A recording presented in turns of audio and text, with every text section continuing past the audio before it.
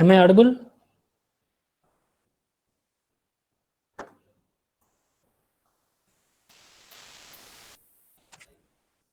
Yeah, students, please respond. Am I audible?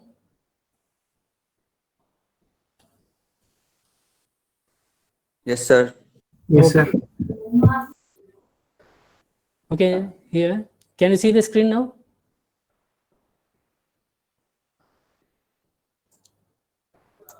Yeah, are you able to see the screen? Yes, sir. Okay.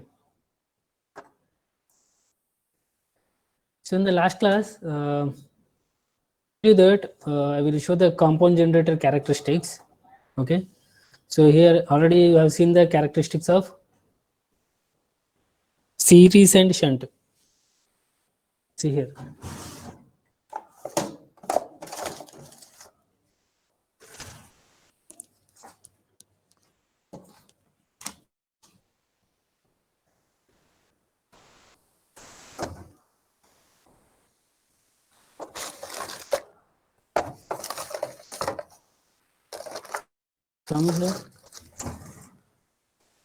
Some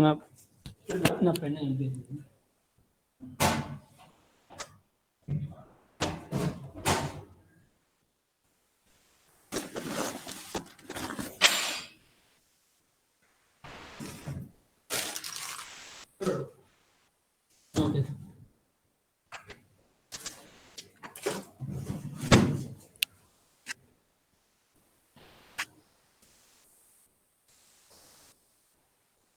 Students, in the last class, I showed the characteristics of shunt generator and series generator. If you know the characteristics, then only you can use the generator for a particular application.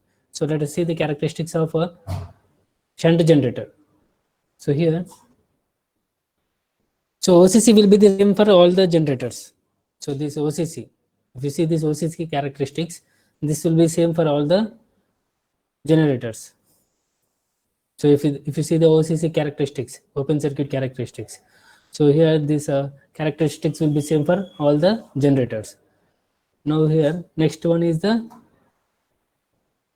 internal and external characteristics. So here if you see this, so here there is a breakpoint here. You can consider here breakpoint.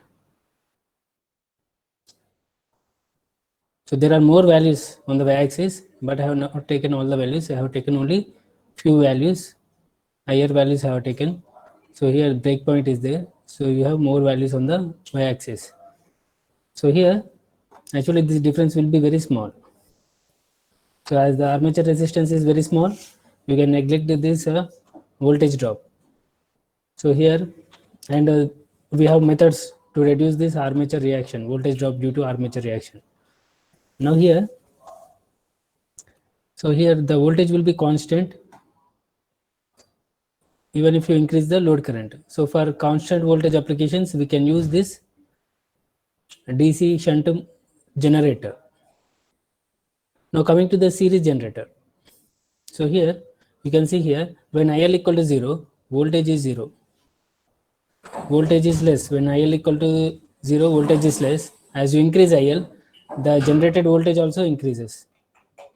So why it increases means here IL is equal to IF is equal to, so IL is equal to IA, which is equal to IF. So here the characteristics will be similar to a OCC. So internal characteristics, external characteristics, you can see here. So here first one, the curve P is the OCC, and here the curve Q, see here, PQ R are the points.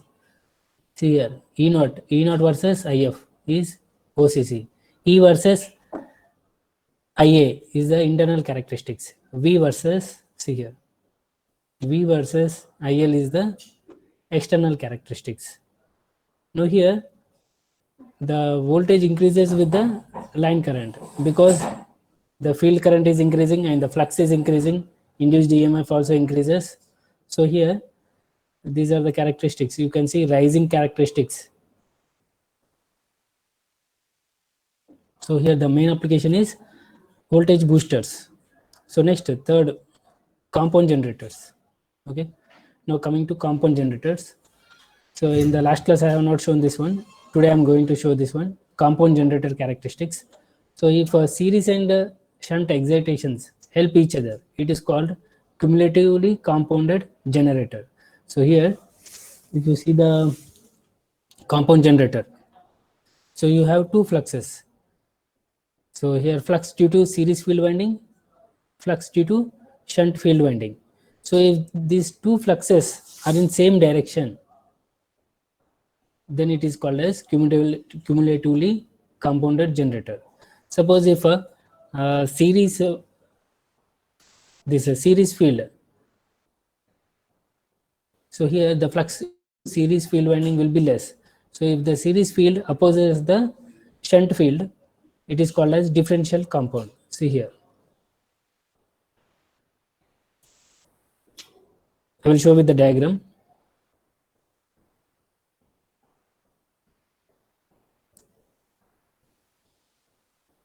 See here, let us take this diagram. So here there will be flux due to here.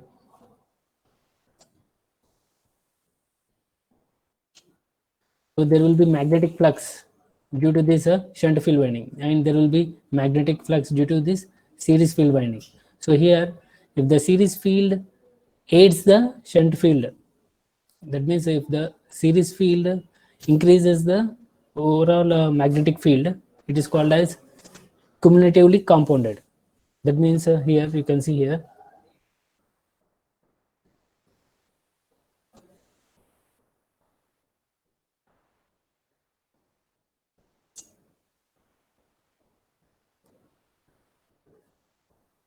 So here, if the series and shunt excitation help each other, that means both are in same direction. Help each other means they will increase the flux. If the series field is in same direction as that of the magnetic field due to shunt field winding, it is called as cumulatively compounded generator. Now here, if the series and shunt excitation oppose each other, it is called differential compounded generator. And in cumulatively compounded generator, again you have three types. So here if you see the external characteristics of a three types of cumulatively compounded generator. So first one is the over compounded, flat compounded, under compounded. Now here the series field aids the shunt field in a cumulatively compounded generator. And here the degree of compounding depends upon the increase in series excitation with the increase in load current. Okay, if the load current increases, the current flowing through the series field winding increases and the flux increases. So here based on that, based on the degree of compounding, so again we have three types of cumulatively compounded generators. So first one is over compounded. Now here you have 2 points. Here this is the no load current. Here this is no load voltage. See here this point is no load voltage. So here you can take it as E naught. E naught is the no load voltage. And here if you increase the load current, so here the current flowing through the series field winding increases, and here flux increases and induced EMF increases. Okay, here in these two cases the induced EMF increases. So for over compound, here for a flat compounded, yeah, mute your microphones. So here you can see here the flat compounded. So at full load current, at full load condition, again the voltage is becoming no load voltage, E naught. Let us take it as E naught. So here the under no load condition the voltage is E naught, the terminal voltage is E naught. Under full load condition also the terminal voltage is equal to E naught. It is called flat compounded. So here you can see here the voltage is decreasing, the terminal voltage is decreasing with the increase in the load current. It is under compounded. So over compounded means the voltage, the terminal voltage at the full load is greater than the terminal voltage at no load. So these are the three different types of cumulatively compounded generator. Yes, keep your microphones in mute. If you have any doubts, you can ask me.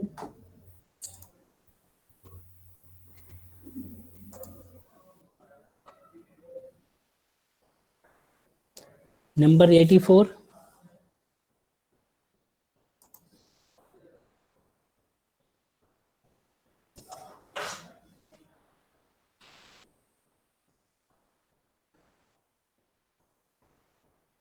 Yes, sir. Mute only, sir. Okay, okay.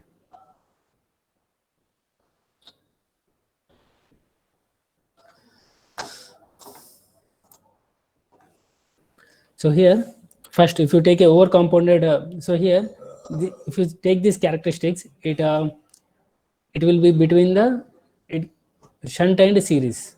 It has both shunt generator characteristics and series generator characteristics. Now here you can see rising characteristics up to this one. Okay. Now here overcompounded generator means the voltage at the full load will be greater than voltage at no load.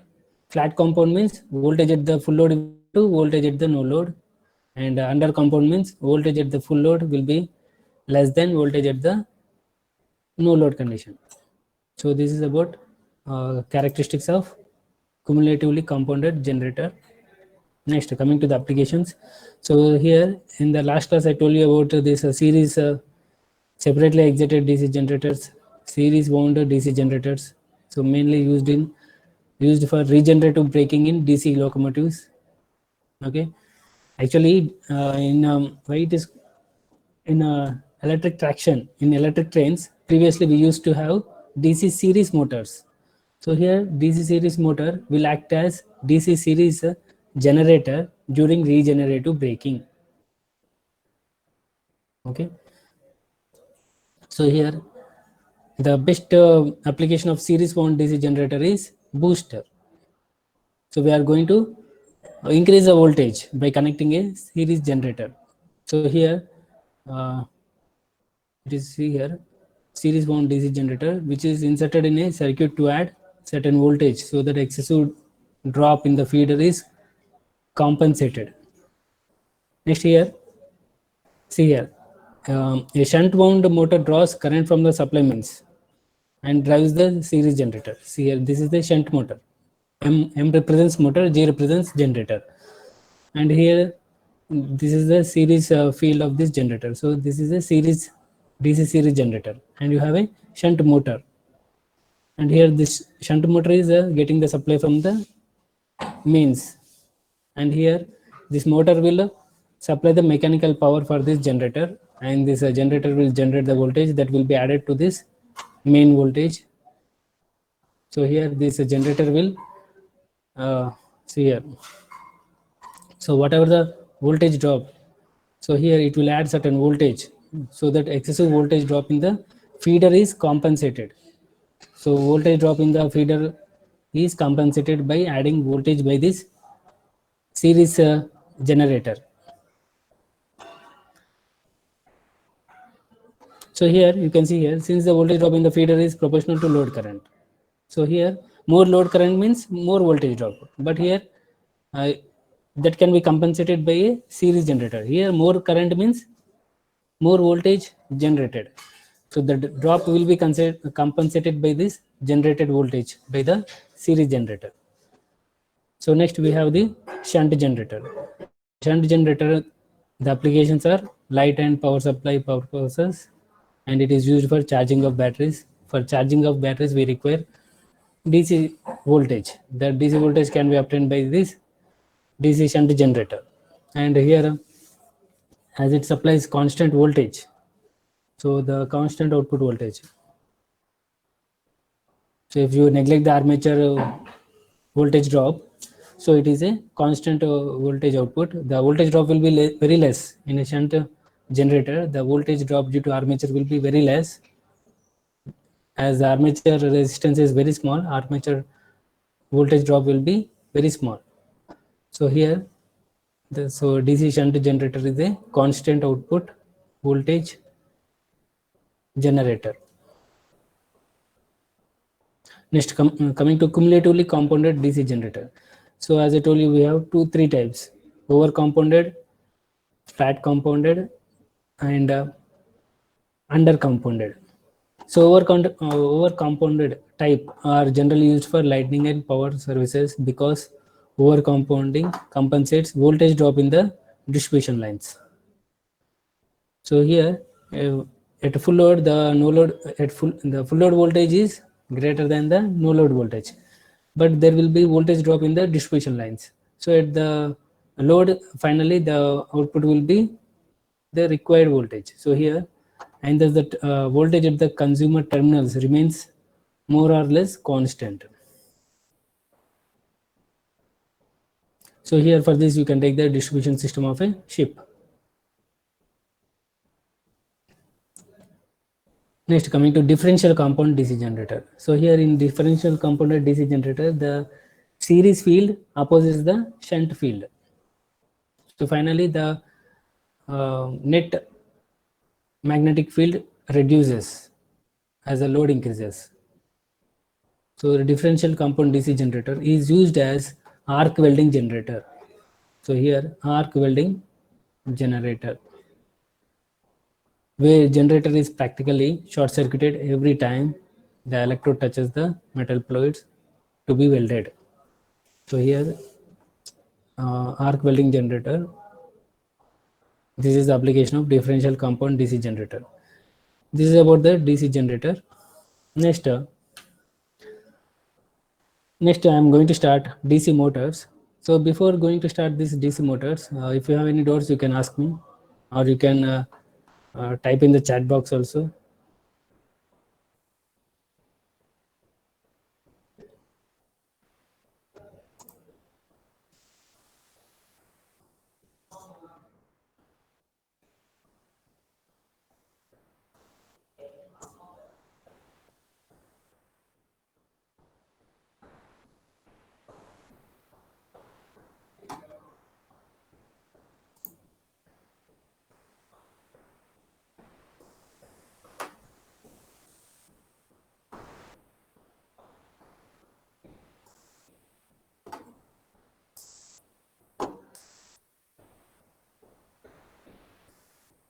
So type your questions in the chat box.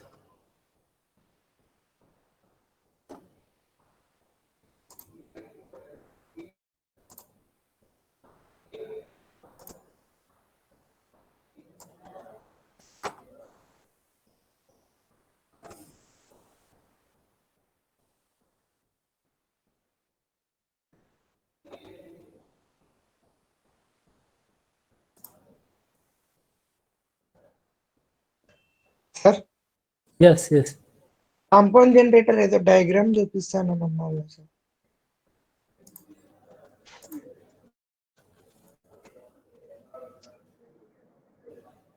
ఒక్క నిమిషం చూపిస్తా.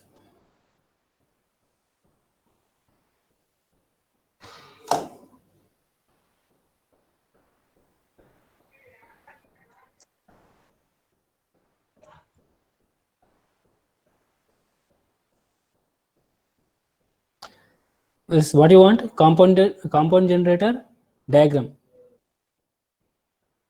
Yeah, once again, please. Yes sir.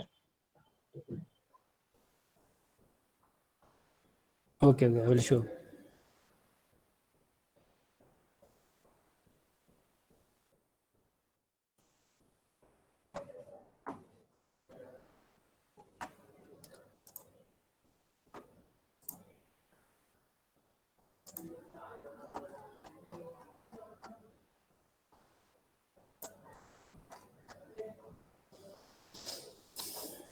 So circuit diagram, or you want the just equivalent circuit diagram you want, or diagram of a compound generator? See diagram here. Of compound generator sir. See here.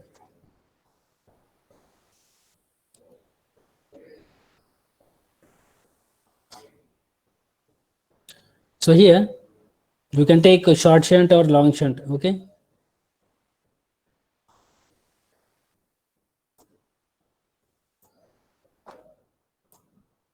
So here I have shown these windings. Let us take a long shunt. Okay. You can take any one. Let us take a long shunt or short shunt. Okay. I have shown this diagram. This is the equivalent circuit diagram. Okay. Now here, you know that this field winding will be there on the, where will you find this field winding? Field winding will be there on the field poles, right? So on the field poles, you have this winding. This winding will be also there on the field poles, but the connection will be different. So these turns will be connected in series with the armature. These turns will be connected in parallel with the armature. Both these turns will be there on the field winding. So here I am going to show the field winding. Both the windings will be there on the field poles. Here, see here. So here you have this armature. Sir Yes, yes. Sir ఇప్పుడు semester exam ఉంటుంది కదా sir, Yes. ఈ notes ఒక్కటి చదివితే చాలా text చదవాలా sir? Notes సరిపోతుంది బాబు, notes సరిపోతుంది. Okay sir. ఇప్పుడు ఫోర్త్ క్వశ్చన్ బ్యాంక్ ఉంటే పంపించండి సార్ అన్ని లెసన్స్. Okay, will send. పంపిస్తాను బాబు. క్వశ్చన్ బ్యాంక్ అన్ని లెసన్స్ పంపించండి సార్ ఒకటే sir. Question bank, okay. See here, you have this field winding. So here, this field winding will contain thick wires and also thin wires. So series field has thick wire of few turns. Shunt field winding has more turns of thin wire. Okay, and here both the turns will be wound on these poles. So here you can see this is the pole. You have 4 poles. Okay, you can also call this as field pole or simply pole. So here some series field will be connected in series with the armature. Shunt field will be connected in parallel with the armature. So you can see here, if you take this long shunt or short shunt. So here if you see this short shunt,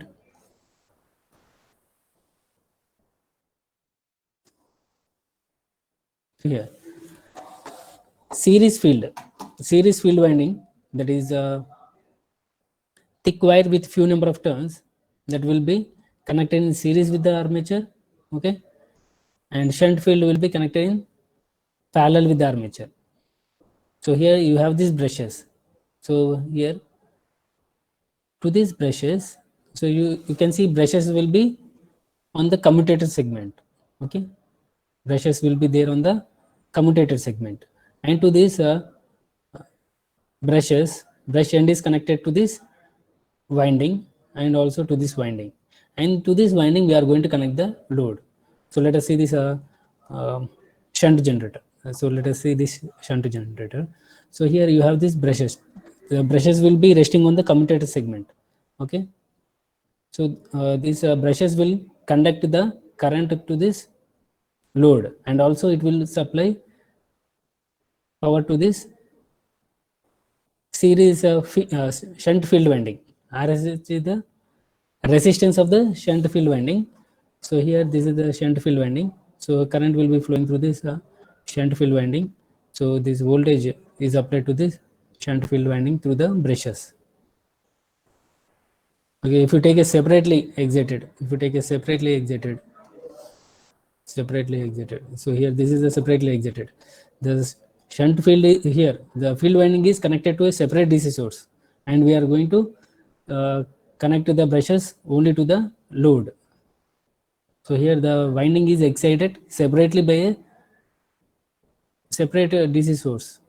So the winding is excited by a separate DC source. That's why it is called as separately excited generator. Excitation means providing the field current to this winding. So here this is a separately excited. So if you take a self-excited, so the brushes are connected to the winding, and from the winding is connected to the load. This is series generator.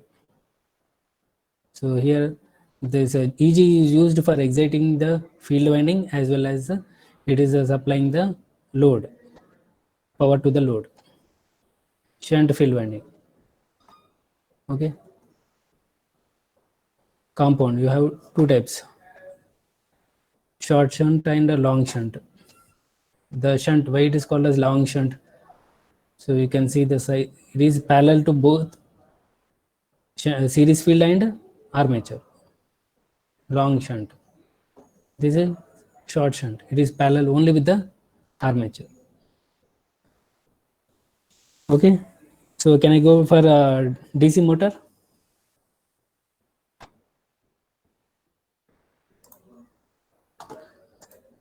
So let us take this diagram. So here, this is a generator diagram. Okay, now here I am going to modify this one. Instead of connecting the load, I am going to supply the voltage. Okay, instead of RL. Okay, so I am going to supply voltage.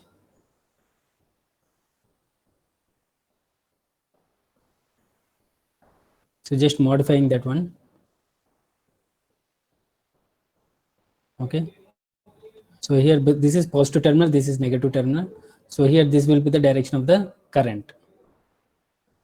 Okay, now here if this is the direction of the current, so how the coil will rotate? So here you have the magnetic field and you have a current carrying conductor placed in a magnetic field.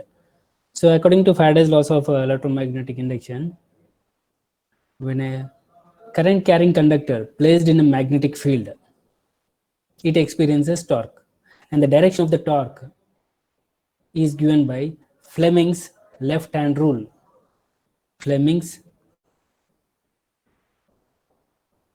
see here, already I explained here.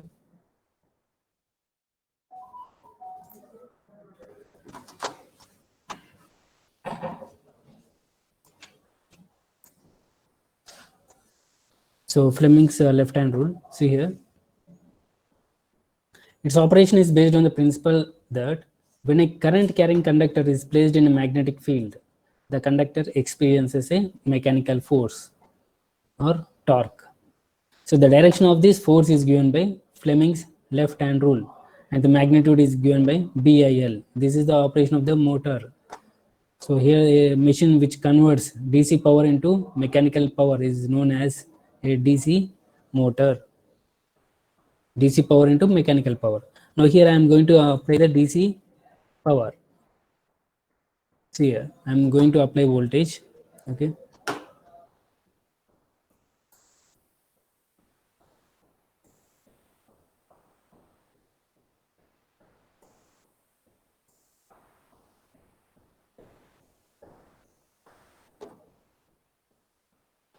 See here. So you can see here, I'm passing current through this conductor by using a voltage. By using a DC voltage, I am going to pass current. So here this is the direction of the current. Yeah, okay. And here this is the direction of the magnetic field. So Fleming's left hand rule states that, so if you put thumb, so let us see the direction of this. So we have to find the direction of the current, direction of the force. This also I'm going to modify here.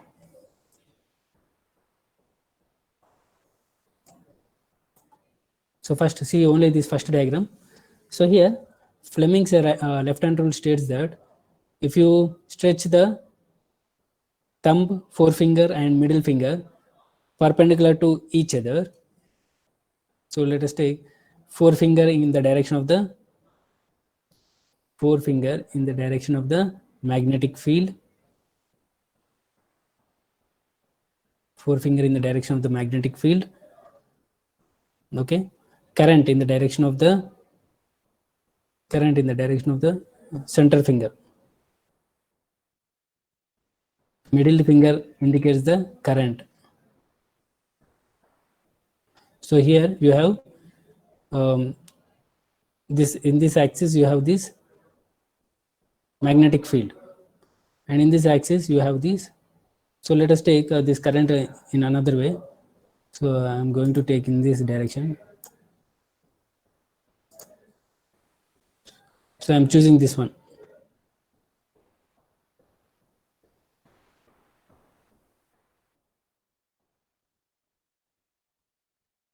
So current, field. So stretch your thumb, forefinger and middle finger perpendicular to each other. If forefinger indicates the direction of the magnetic field, and middle finger indicates the direction of the current, then thumb indicates the direction of the motion. So here in this direction, in this way, you can see here the direction of the motion will be downwards. This will be the direction of the motion. So motion. Is it clear? Are you getting? So here A moves down, B moves up. So A moves down, B moves up. So finally this will be in anti-clockwise direction. Okay, the coil will be rotating in anti-clockwise direction. So let me show this one.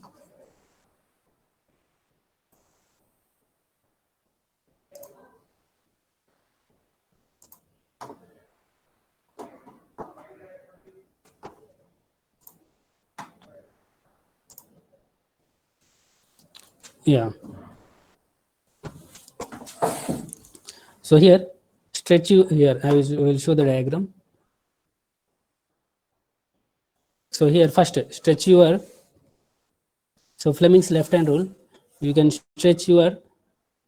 Take your left hand, stretch your thumb, forefinger and middle finger. See here, middle finger perpendicular to each other. So let us see the diagram here.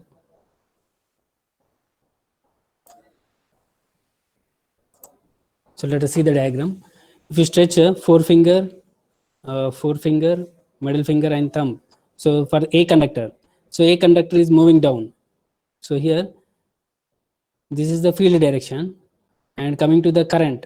So here, this is the direction of the current, and thumb is downwards. Can you see thumb downwards? So for conductor A, see here, I will show here.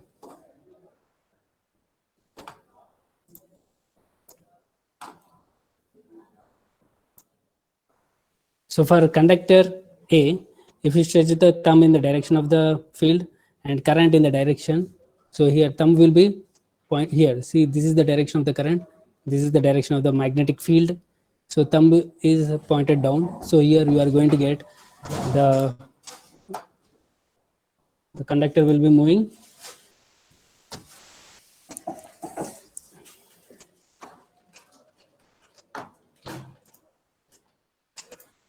So here A will be moving down, B will be moving up. Is it clear?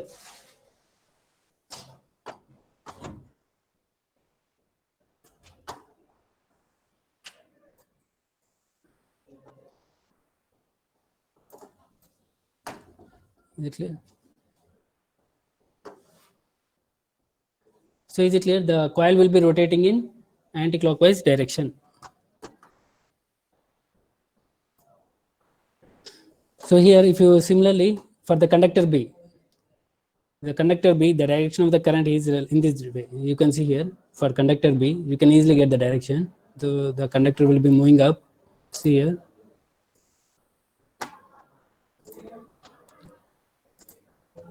So for the conductor B, you can see here. See the conductor B. So this is the direction of the magnetic flux. Are you able to see my hand? No, sir. The direction of the magnetic flux and current, middle finger. And not visible, sir. And is not visible. So wait.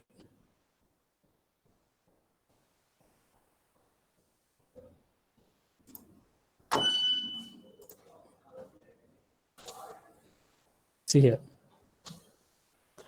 So here, see here, forefinger in the direction of the magnetic field and current. So you point the current in your direction. So here, see here, this is the direction of the, so here center finger will be pointing you for the conductor B, okay, and the thumb indicates the direction of the motion of the conductor. So here B will be moving up, okay, see here, I will show here. So here B will be moving up. So if you place your forefinger, so take your left hand, place the forefinger in the direction of the magnetic field, and the conductor, the conductor B, the current is pointing you. Okay, so here the middle finger will be parallel to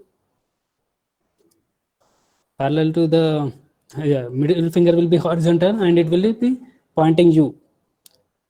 Okay, thumb indicates the direction of the motion. So here conductor B will be moving up. So the coil will be rotating in anti-clockwise direction.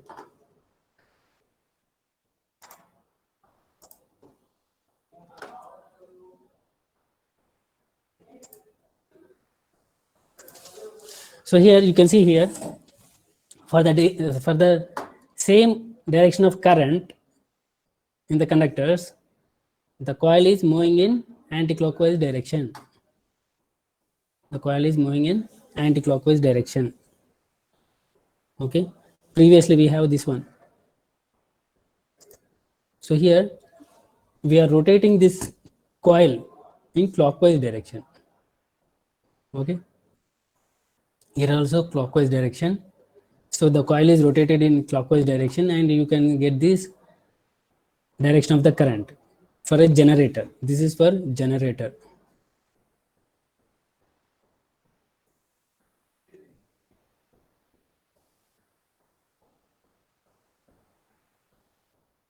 Okay, this is for generator.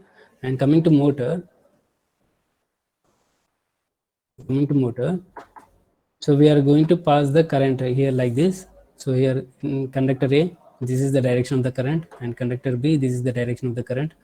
Now here during this direction, you can see here the coil will be rotated in anti-clockwise direction. So let us see this one also. So here A will be moving up. So here A will be moving down, B will be moving up. So this is the direction. Now here during negative half also, during after 180 degrees also, you can see here, this is the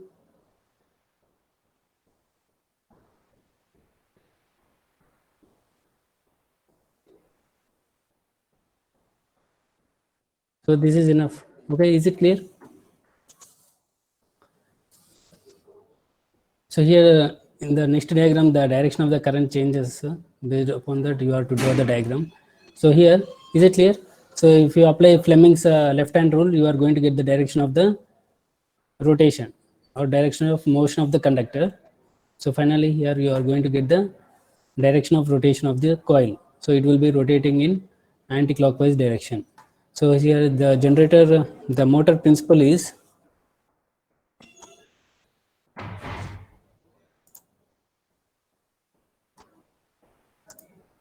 so here coming to an electric motor. An electric motor is a machine which converts electrical energy into mechanical energy. So here we are going to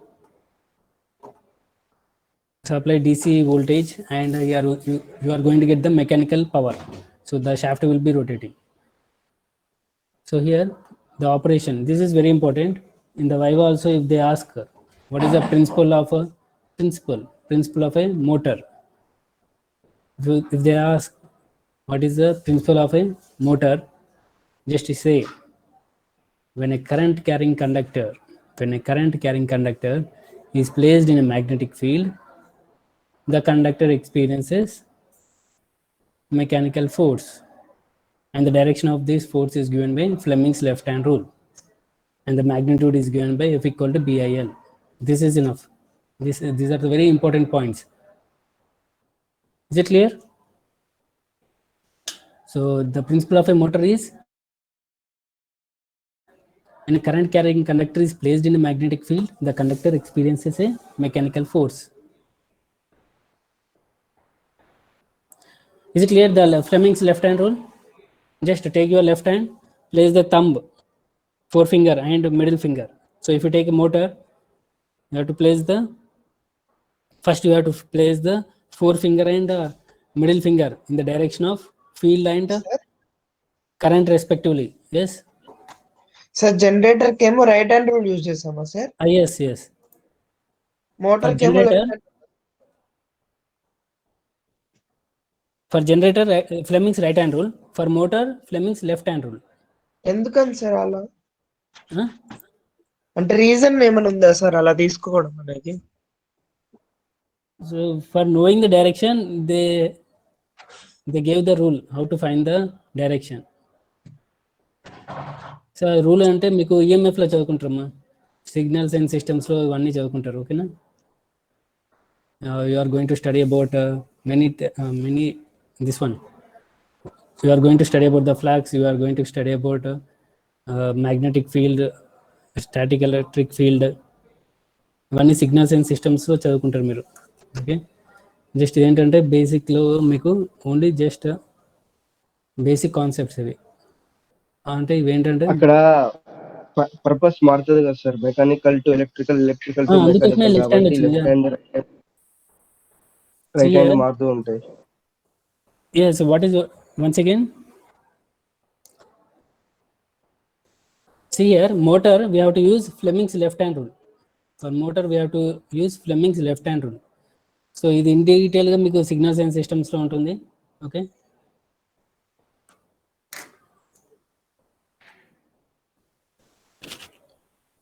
so here the direction of the force, if you want to know the direction of the force, it is given by Fleming's left hand rule. So for motor, we have to use Fleming's left hand rule. For generator, we have to use Fleming's right hand rule. So here, basically, there is no constructional difference between a DC motor and a DC generator. The same DC machine can be run as generator or motor. So here I have taken the same diagram. Just instead of resistance, instead of load, I have connected a voltage. If you connect a voltage to these brushes, the coil will be starting rotating. So the coil starts rotating.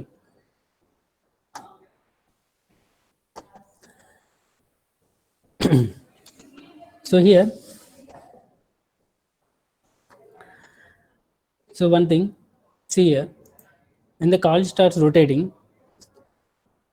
so first, again I'm coming from the first. So we are applied a DC voltage to these brushes. So here you are going to get a current.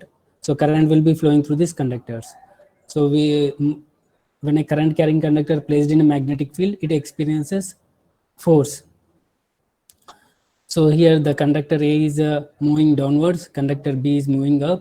So here the coil will be rotating in anti-clockwise direction. Now here this conductor is rotating. So here it will be cutting the magnetic flux, right? When the conductor rotates, it will be cutting the magnetic flux. EMF will be induced in the conductor. That induced EMF is opposite to this supplied voltage. Okay, the induced EMF is always opposite to the cause. What is the cause? This voltage. Due to this voltage only, current is flowing, and current carrying conductor placed in a magnetic field experiencing torque. And here these conductors again cutting the magnetic flux. We know that when a conductor cuts the magnetic field, according to generator principle, when a conductor cuts the magnetic field, EMF will be induced in the conductor. So that induced EMF is opposite to the cause. So here this voltage, that's why this voltage is known as back EMF. So back or counter EMF. So when the armature of a DC motor rotates under the influence of the driving torque, the armature conductors cuts the magnetic field, and hence by Faraday's laws of electromagnetic induction, EMF is induced in them as in a generator. So this induced EMF acts in opposite direction, that is to the applied voltage. So this is according to the Lenz law. So what is Lenz law?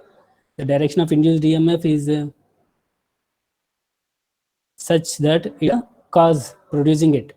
The cause producing the back EMF is representing it with EB. EB represents back EMF. B represents back. E represents EMF. So the back EMF, the cause producing the back EMF is the applied voltage V. Hence, EB opposes the applied voltage and is known as back EMF or counter EMF.